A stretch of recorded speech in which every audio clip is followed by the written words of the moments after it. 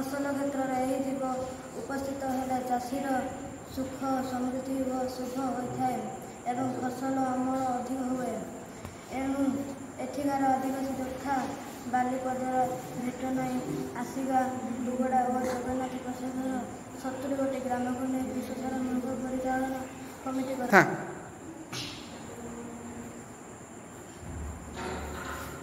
ଓଡ଼ିଶା ସରକାରଙ୍କ ଦ୍ୱାରା ବନ୍ୟଜନ୍ତୁ ସଂରକ୍ଷଣ ନିମନ୍ତେ 2005 ମସିହାରେ ବିଜୁ ପଟ୍ଟନାୟକ ପୁରସ୍କାର ପାଇଥିଲେ। 1995 ଓ 1996 ମସିହାରେ ଗବେଷଣା କରି ବାଲିପଦର ଓ ଭେଟନାଇ ଅଞ୍ଚଳର ମୃଗ ସଂଖ୍ୟା ବୃଦ୍ଧି ନିମନ୍ତେ ତଥ୍ୟ ନେଇଥିଲେ।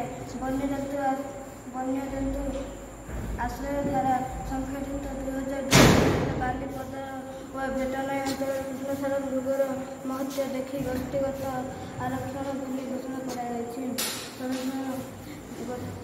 ଗୋଷ୍ଠୀଗତ ସଚେତନ କରିବା ଆବଶ୍ୟକ।